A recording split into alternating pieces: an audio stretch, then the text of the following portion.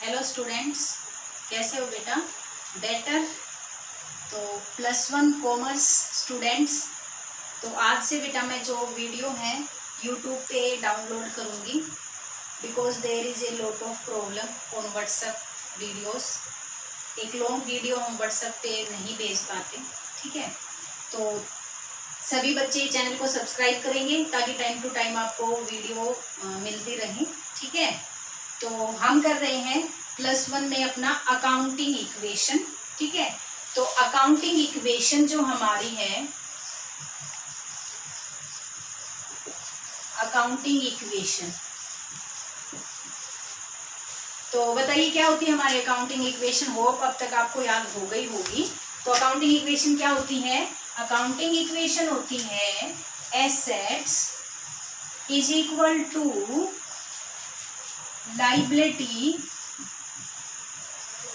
Plus capital. Capital को पहले भी लिख सकते हो, ठीक है? कि संस्था में जितनी भी एसेट होती है वो इज इक्वल टू होती है संस्था की लाइबिलिटी प्लस कैपिटल से। जो भी एसेट में जितना भी पैसा लगा होता है, फाइनेंस लगा होता है, संस्था को वो दो तरीकों से ही मिलता है। या तो उसका ओनर लगाए जिसे हम कैपिटल कहते हैं, या फिर बिजनेस बाहर से बोरो करे, आउटसाइडर से अमाउंट ले जिसे हम लाइबिलिटी कहते हैं। तो जो फाइनेंस के दो ही सोर्स होते हैं कंपनी के पास, फर्म के पास जो भी है, कि एक तो कैपिटल और दूसरा लाइबिलिटी। या तो ओनर पैसा लगाए जिसे हम कैपिटल बोलेंगे, या फिर संस्था बाहर से बोरो करे जिसे हम लाइबिलिटी बोलेंगे। तो ये जो फाइनेंस के सोर्स है, यहाँ से जितना भी फाइनेंस हमें मिलता है वो हम संस्था की एसेट में इन्वेस्ट करते हैं। इसलिए संस्था की एसेट हमेशा इज इक्वल टू होती है लाइबिलिटी प्लस कैपिटल के।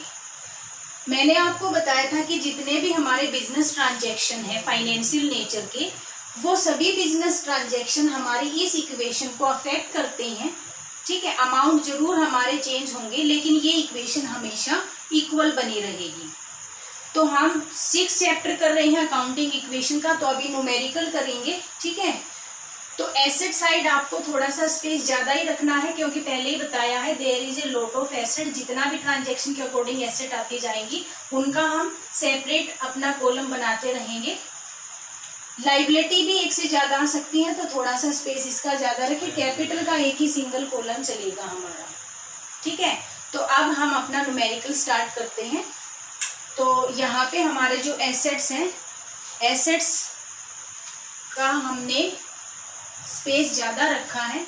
तो जो फर्स्ट है, नॉर्मली जो फर्स्ट ट्रांजैक्शन होता है सभी में एक जैसा ही होता है कि invested capital by the owner, ठीक है? तो यहाँ पे हम क्वेश्चन स्टार्ट कर रहे हैं। तो स्टेटमेंट देखेंगे एक बार कि यहाँ है स्टार्टेड बिजनेस विद कैश ₹1,20,000।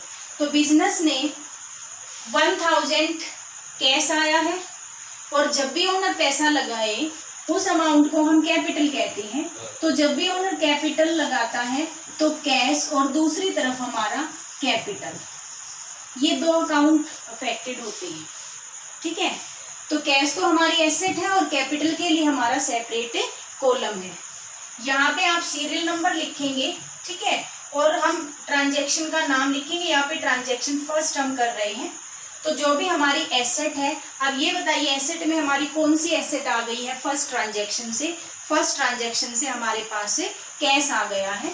तो हम यहाँ लिखेंगे फर्स्ट ट्रांजैक्शन में एसेट्स के नीचे वाली लाइन में ही कैश, ठीक है?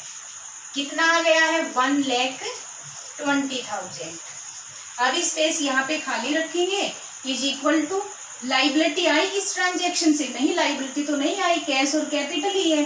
तो यहाँ पे हम डैश लगा देंगे या नील लिख सकते हो आप। ऐड करके हम कैपिटल कितना है? 1,20,000।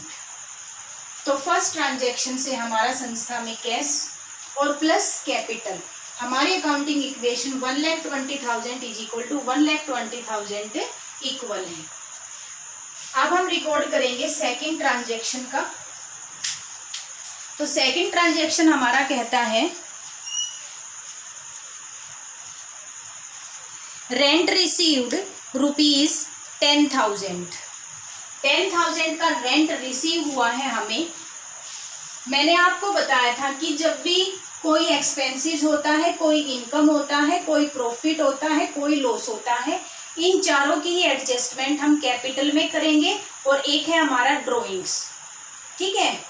एक्सपेंसेस को, लॉस को, ड्रॉइंग्स को कैपिटल में से लेस करना है, इनकम को, प्रॉफिट को कैपिटल में ऐड करना है। अब यहाँ पे हमारा जो हमारा क्या स्टेटमेंट है वो क्या कहता है कि जो हमारा रेंट है, रेंट हमें रिसीव हुआ है 10,000 का, तो बताइए इनकम है, यस रिसीव हुआ है तो इनकम है, तो इनकम से हमारी कैपिटल इंक्रीज हो जाती है। तो एक बार तो आप कैपिटल को इंक्रीज कर दो 10,000 सेकेंड ट्रांजेक्शन से, ठीक है। अब रेंट रिसीव हुआ है तो क्या हमें कैश मिल गया है, यस कैश मिल गया है, तो क्या कैश को इंक्रीज कर दें, यस। लायबिलिटी पे कोई इफेक्ट हुआ नहीं,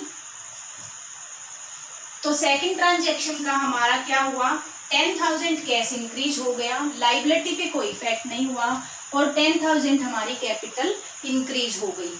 मैंने आपको बताया था कि 2 ट्रांजैक्शन करने के बाद आपको यहाँ पे लाइन लगानी होगी और लिखना होगा न्यू इक्वेशन, ठीक है। फर्स्ट 2 ट्रांजैक्शन रिकॉर्ड करने के बाद लाइन लगाना स्टार्ट कर देंगे और अब हर ट्रांजैक्शन के बाद लाइनें लगेंगी और न्यू इक्वेशन आएगी। तो अब देखिए हमारी न्यू इक्वेशन, कैश कितना हो गया है, कैश हो गया है 1,30,000 इज इक्वल टू, लायबिलिटी अभी भी नील बनी रही और हमारी कैपिटल इंक्रीज हो गई है 1,30,000, ठीक है। अब हम करते हैं ट्रांजैक्शन नंबर 3। अब ट्रांजैक्शन नंबर 3 का है आपका invested in share 50,000, share invest किया है हमने और अमाउंट हमारा कितना है 50,000। अब ये थोड़ा सा नया पॉइंट अभी तक नहीं हुआ है, ध्यान दीजिए। जब भी संस्था के पास कुछ एक्स्ट्रा कैश होता है तो संस्था उस कैश को अपने यहाँ रखेगी तो वो बेकार पड़ा रहेगा, उसका कुछ यूज नहीं होगा। हमारा इंटरेस्ट का लॉस या अगर हम अदर कहीं लगाते तो वहाँ से प्रॉफिट मिलता, वो लॉस हो रहा है, तो संस्था उस पैसे को कहीं इन्वेस्ट कर देती है और ये इन्वेस्टमेंट होता है और इन्वेस्टमेंट हमारी एसेट्स में होता है, ठीक है। तो अभी 50,000 का कंपनी ने इन्वेस्ट किया है। अब ये बताइए इन्वेस्टमेंट एक तो हमारी एसेट आ गई, जो पैसा हमने बाहर लगाया है टू अर्न प्रॉफिट वो इन्वेस्टमेंट है और ये हमारी एसेट है। तो क्या इससे कैश कम हो गया, यस कैश ही तो लगाया है, कैश तो कम हो गया। इसका मतलब इस ट्रांजैक्शन से एक एसेट इंक्रीज हो रही है और एक एसेट डिक्रीज हो रही है, लायबिलिटी और कैपिटल पे कोई भी इफेक्ट नहीं होगा। तो ट्रांजैक्शन नंबर 3 में हमारी एक और एसेट आ गई है, तो अभी हम साथ साथ लाइन लगाएंगे और यहाँ पे हम अपनी नई एसेट का नाम लिख देंगे। नाम आपको पहली वाली लाइन में लिखना है, चाहे भले ही किसी भी ट्रांजैक्शन में आपको एसेट आई। तो इन्वेस्टमेंट आ चुका है, ठीक है। क्या कैश को कम करें, यस इन्वेस्टमेंट आ गया है, इन्वेस्टमेंट को लिखिए इज इक्वल टू, कोई इफेक्ट नहीं हुआ, यहाँ पे भी कोई इफेक्ट नहीं हुआ, ठीक है।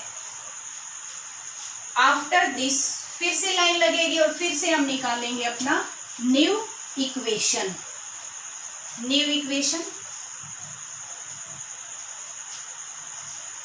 इन्वेस्टमेंट 50,000 का क्या है, कैश कम हो गया, बताइए कितना बचा हमारा कैश, कैश बचा हमारा 80,000, इन्वेस्टमेंट कितना 50,000, लायबिलिटी फिर से नील बनी रही और कैपिटल है हमारी 1,30,000, ठीक है। उसके बाद है आपका रिसीव्ड डिविडेंड और ये है हमारा 5,000। अब डिविडेंड रिसीव हुआ है, डिविडेंड जो हमने इन्वेस्टमेंट किया था शेयर्स पे, ठीक है, तो उस पे हमें डिविडेंड रिसीव होता है। डिविडेंड हमारी इनकम है, अभी बताया इनकम से हमारी कैपिटल इंक्रीज हो जाती है। अब डिविडेंड रिसीव हुआ है तो हमें कैश भी मिला होगा, तो इस ट्रांजैक्शन से तो कैश बढ़ गया और दूसरा हमारी कैपिटल इंक्रीज हो जाएगी। डिविडेंड रिसीव्ड हमारी इनकम है, ठीक है। जैसे हमने रेंट रिसीव्ड की एंट्री की थी, सेम डिविडेंड रिसीव्ड की एंट्री होगी और अमाउंट है हमारा 5000। तो फोर्थ ट्रांजेक्शन 5000 हमें डिविडेंड का कैश मिल गया। बढ़ा दीजिए कैश को। इन्वेस्टमेंट पे कोई भी इफेक्ट नहीं हुआ, लाइबिलिटी पे कोई इफेक्ट नहीं। कैपिटल को इंक्रीज कर दीजिए 5000 से। And after this new equation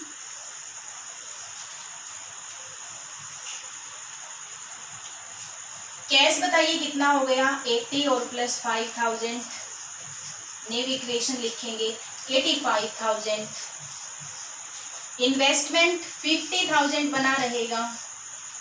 उसके बाद हमारा लाइबिलिटी नील है अभी तक, और कैपिटल भी इंक्रीज हो जाएगी 1,35,000। इसके बाद आपको ये देखना है कि हमारी हर ट्रांजैक्शन के बाद जब भी नई इक्वेशन आती है तो आप टोटल करके देख लें, आपका टोटल इक्वल होना चाहिए। अगर आपका टोटल इक्वल नहीं आया तो मीन्स क्वेश्चन में आपने कहीं ना कहीं एरर कर दी है, गलती कर दी है, ठीक है। तो हम देख रहे हैं कि दोनों ही साइड हमारा 135 और 135 है। अब हम आगे चलते हैं फिफ्थ ट्रांजैक्शन पे, और फिफ्थ ट्रांजैक्शन आपका बोलता है purchased goods on credit from Ragini 35,000। Goods purchase किया है क्रेडिट में। जिनसे हम परचेज करें क्रेडिट में वो हमारे क्रेडिटर्स होते हैं। क्रेडिटर्स वो सप्लायर होते हैं जिनसे हमने क्रेडिट परचेज किया है। ये हमारी लाइबिलिटी बन गई। हमने आज तो उनसे क्रेडिट परचेज कर लिया, लेकिन फ्यूचर में हमें उन्हें पे करना है, तो लाइबिलिटी है हमारी। तो क्रेडिटर्स आ गई हैं इस ट्रांजैक्शन से। तो हमने क्रेडिट में उधार में परचेज किया है, क्रय किया है स्टॉक को, तो हमारी संस्था में स्टॉक एसेट आ गई है। इस ट्रांजैक्शन से स्टॉक आ गया है और लाइबिलिटी क्रेडिटर्स आ गई है, ठीक है, 35,000 का। तो फिफ्थ ट्रांजैक्शन से कैश पे कोई इफेक्ट नहीं हुआ क्योंकि हमने क्रेडिट परचेज किया है। इन्वेस्टमेंट एज इट इज बना रहेगा। हमारी एक न्यू एसेट आ गई है, वो है हमारा स्टॉक 35,000। उसके बाद हमारा लाइबिलिटी आ गई है 35,000। कैपिटल पे कोई इफेक्ट नहीं हुआ, ठीक है। ये जो 35,000 है एक ही लाइन में आपको इक्वल रखना है। जैसे 35,000 मैं यहाँ भी लिख सकती थी, लेकिन यहाँ मैंने छोड़ दिया है क्योंकि फिफ्थ ट्रांजैक्शन यहाँ है, तो इसी के एक लाइन में आप लिखेंगे। उसके बाद न्यू इक्वेशन। न्यू इक्वेशन में हमारा आ जाता है कैश 85,000 बना रहेगा, 50,000 इन्वेस्टमेंट है, स्टॉक आ गया है हमारी संस्था में 35,000 का, क्रेडिटर्स हमारे आ गए हैं 35,000 के, एंड कैपिटल है 1,35,000। उसके बाद हमारा 6 ट्रांजैक्शन है, और ये है आपका 6 ट्रांजैक्शन होगा paid cash for house hold expenses, और अमाउंट है आपका 7,000। Paid cash for house hold expenses. House hold expenses owner के हैं, जो भी घरेलू एक्सपेंसेस है, बिजनेस के तो घरेलू एक्सपेंसेस होते ही नहीं, ठीक है, तो ये तो ओनर के हैं। और जब भी ओनर अपने एक्सपेंसेस बिजनेस के कैश से करे तो वो तो ड्रॉइंग्स होंगे, और अभी मैंने बताया था कि कैपिटल में से ड्रॉइंग्स लेस होंगे। ड्रॉइंग्स क्या होते हैं? ड्रॉइंग्स वो अमाउंट होता है जो ओनर ने अपने हाउस होल्ड एक्सपेंसेस के लिए, अपने पर्सनल एक्सपेंसेस के लिए बिजनेस का कैश यूज किया है, या बिजनेस से गुड्स निकाला है फॉर द पर्सनल पर्पस। तो ये हमारे ड्रॉइंग्स होते हैं, और ड्रॉइंग्स कैपिटल को कम करते हैं, डिक्रीज करते हैं। तो यहाँ ड्रॉइंग्स आ गया है, और यहाँ पे ड्रॉइंग्स है 7,000। तो भाई 7,000 एक्सपेंसेस फर्म के कैश से किया है, तो क्या कैश कम हो जाएगा? यस, कैश कम हो जाएगा। इन्वेस्टमेंट एज इट इज बना रहेगा, स्टॉक एज इट इज बना रहेगा, क्रेडिटर्स पे कोई इफेक्ट नहीं हुआ, लेकिन हमारा कैपिटल कम हो जाएगा 7,000 से। कैपिटल कम हो जाएगा 7,000 से। अब है हमारी न्यू इक्वेशन। न्यू इक्वेशन में कैश बताइए कितना रह गया। कैश हमारा 78,000, 50,000 investment, 35,000 stock, 35,000 creditors and less कर दीजिए 128। इसके बाद है हमारा 7th ट्रांजैक्शन, और 7th ट्रांजैक्शन देखिए क्या कहता है आपका। 7th ट्रांजैक्शन में आपको दिया गया है sold goods for cash costing 10,000 और सेल कर दिया है 14,000 में। क्या दिया हुआ है कि आपको 10,000 कॉस्ट, जिसकी कॉस्ट है 10,000, वो भाई सेल कर दिया है 14,000 में। तो ये बताइए क्या हमें प्रॉफिट हुआ। यस, हमें प्रॉफिट हुआ। कितना? 4,000। क्या प्रॉफिट से कैपिटल इंक्रीज हो जाएगी? यस, हो जाएगी। तो कर देते हैं 4,000 कैपिटल इंक्रीज। कितना स्टॉक चला गया? कॉस्ट को देखेंगे, हमारा स्टॉक कॉस्ट के ऊपर है। कितने कॉस्ट का स्टॉक चला गया? 10,000 का। तो 10,000 स्टॉक कम हो गया, लेस कर दीजिए। ठीक है, कितने में सेल कर दिया? 14,000 में, और कैश सेल है। कैश सेल इसका मतलब कैश कितना मिल गया हमें? कैश मिल गया 14,000, ऐड कर दीजिए कैश में। ठीक है, आफ्टर दिस न्यू इक्वेशन, और न्यू इक्वेशन आफ्टर दिस हमारी हो जाएगी कैश। देखिए कितना हो गया हमारा, ऐड कर रहे हैं 92,000। इन्वेस्टमेंट पे कोई इफेक्ट नहीं। स्टॉक हमारा कम हो गया है 25,000। क्रेडिटर्स पे कोई इफेक्ट नहीं हुआ। कैपिटल हमारी इंक्रीज हो गई है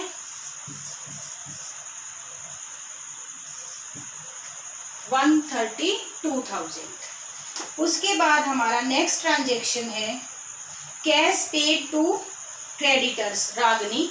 यहाँ पे रागनी दिया हुआ है तो क्रेडिटर्स की जगह आप रागनी भी लिख सकते हो। अब यहाँ रागिनी को, क्रेडिटर्स को हम कैश पे कर रहे हैं। कितना पे करना है? 35,000 कैश पे कर रहे हैं। तो क्या कैश कम हो जाएगा? बिल्कुल कैश कम हो जाएगा। तो यहाँ पे कैश को कम कर दीजिए 35,000 से, यहाँ कोई इफेक्ट नहीं। 35,000 से आप क्रेडिटर्स को कम करेंगे, पे कर रहे हैं तो नील हो जाएंगे हमारे। कैपिटल पे कोई इफेक्ट नहीं। उसके बाद हमारी जो न्यू इक्वेशन है, न्यू इक्वेशन हमारा जो कैश है कम हो गया, हमने पे किया था। तो कितना रह गया हमारा जो कैश है? 57,000। इन्वेस्टमेंट एज इट इज बना रहेगा 50,000। 25,000 हमारे स्टॉक है। उसके बाद हमारा जो लाइबिलिटी है नील हो गई है। जो पे करना था हमने पे कर दिया है, और जो हमारी कैपिटल है 132,000 हो गया है। उसके बाद हमारा एक और ट्रांजैक्शन लास्ट, और वो है हमारा deposited into bank. Deposited into bank, हमने संस्था से कैश लिया और वो डिपॉजिट करा दिया बैंक में। ठीक है, बैंक भी हमारी एसेट ही है, एक और एसेट आ गई है हमारी। ठीक है, तो 20,000 का जो 9th है हमारा, 20,000 का जो कैश है हमने कैश संस्था से लिया तो कम कर दो, और भाई बैंक में जमा करा दिया तो बैंक बैलेंस हमारी एसेट आ गई है 20,000 की। लाइबिलिटी पे कोई इफेक्ट नहीं, कैपिटल पे कोई इफेक्ट नहीं। तो इसके बाद हमारी जो ट्रांजैक्शन है न्यू इक्वेशन क्या आ जाएगा? कैश हमारा, कैश आ जाएगा 37,000। इन्वेस्टमेंट हमारा 50,000। 25,000 हमारा स्टॉक, 20,000 हमारा बैंक बैलेंस आ गया है, इज इक्वल टू जो भी हमारा लाइबिलिटी नील बनी रहेगी, अभी भी हमारी कोई लाइबिलिटी नहीं है और कैपिटल पे कोई भी इफेक्ट नहीं हुआ, एज इट इज बनी रहेगी 132,000। ठीक है, तो ये था हमारा अकाउंटिंग इक्वेशन का फुल क्वेश्चन। उसके बाद आपको बैलेंस शीट बनानी है। ठीक है, पूरा क्वेश्चन करने के बाद बैलेंस शीट प्रिपेयर करेंगे और बैलेंस शीट हमें सिर्फ लास्ट जो हमने अमाउंट आया है उससे करेंगे। बैलेंस शीट में बिल्कुल यही कॉलम होते हैं, एक साइड हम एसेट लिखते हैं और एक साइड हम लाइबिलिटी और कैपिटल लिखते हैं।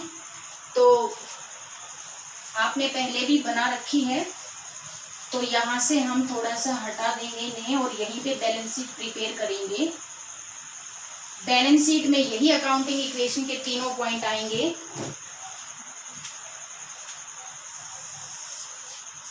टी फॉर्म में बनाया जाता है बैलेंस शीट। बैलेंस शीट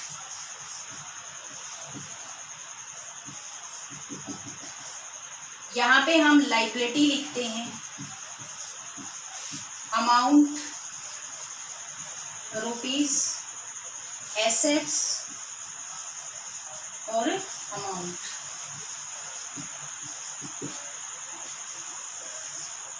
जितनी भी एसेट है ये देखिए हमारी एसेट है, ये हमारे जो भी अमाउंट है लास्ट वाले लिखने हैं, तो एसेट साइड में लिख देंगे। यहाँ देखिए कैश है हमारा, कैश है हमारा 37,000, बैंक है हमारा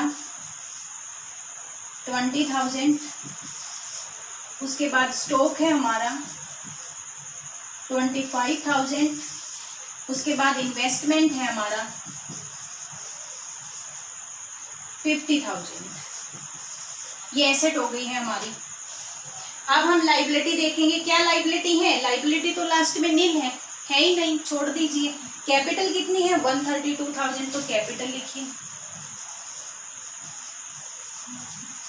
आप जब टोटल कर रहे हैं तो टोटल एक लाइन में कीजिएगा, एक लाइन में। यहाँ हमारा कुछ स्पेस रहेगा, छोड़ दीजिए, क्योंकि यहाँ पे एक ही आइटम है और यहाँ पे हमारे 4 आइटम है, तो कुछ स्पेस रहेगा। आप 3 लाइनों को यहाँ पे छोड़ देंगे, फिर टोटल एक ही स्ट्रेट लाइन में करना है और टोटल हमारा क्या होना चाहिए, इक्वल आना चाहिए। टोटल कर लीजिए।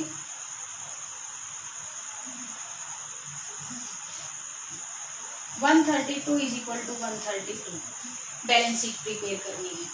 ठीक है, तो ये था हमारा पूरा क्वेश्चन।